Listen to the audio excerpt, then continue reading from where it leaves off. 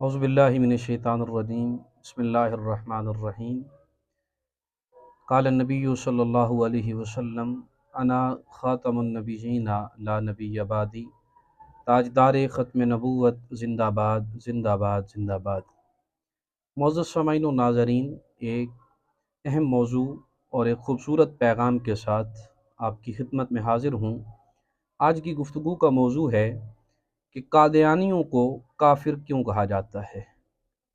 یاد رکھیں، قادیانی جس کے ماننے والے ہیں، جس کا نام مرزا غلام احمد قادیانی ہے، اس نے حضور تاجدار ختم نبوت کی ختم نبوت کا انکار کیا، ملعون و مرتد ہو گیا، جس کی وجہ سے اسے کافر قرار دیا جاتا ہے۔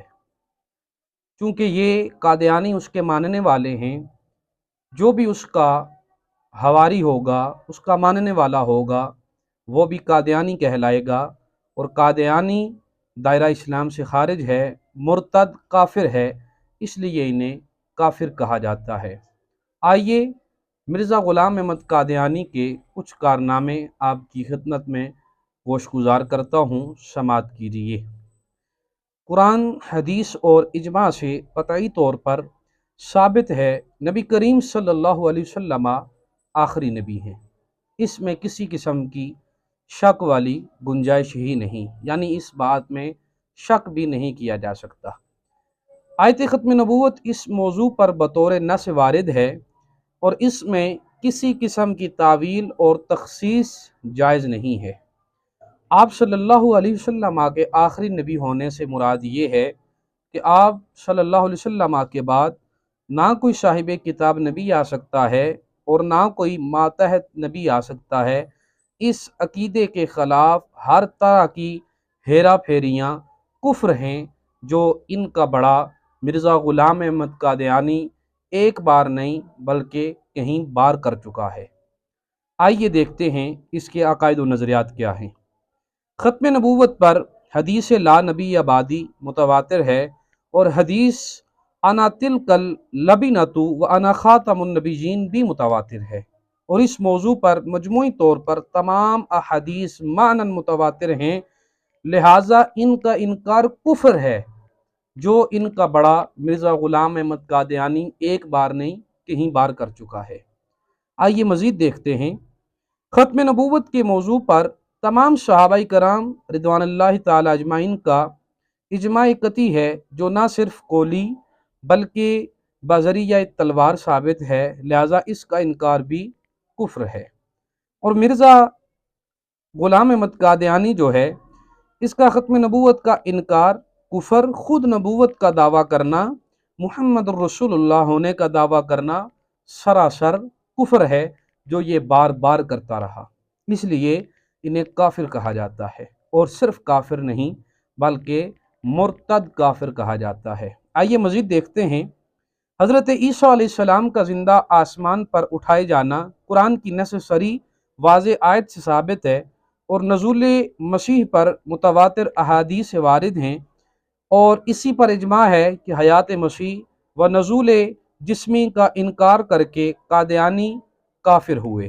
حیات مسیح کا انکار کفر، اپنی مسیحیت کا دعویٰ کفر، خود کو مسیح سے افضل کہنا کفر ہے، جو غلام احمد قادیانی بار بار کہتا رہا۔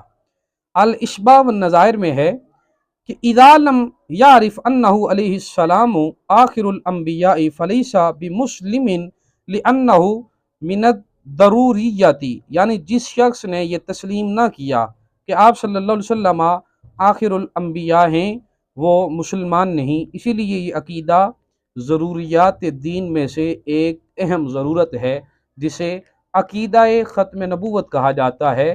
جو اس کا انکار کرے گا وہ ضروریات دین کا انکار کرے گا، اور جو ضروریات دین کا انکار کرے گا وہ سراسر کفر کرے گا، اور جو کفر کرے گا وہ دائرہ اسلام سے خارج ہے، کافر ہے، مرتد کافر ہے، جو غلام احمد قادیانی بار بار کرتا رہا اور ملعون مرتد کافر قرار پایا گیا۔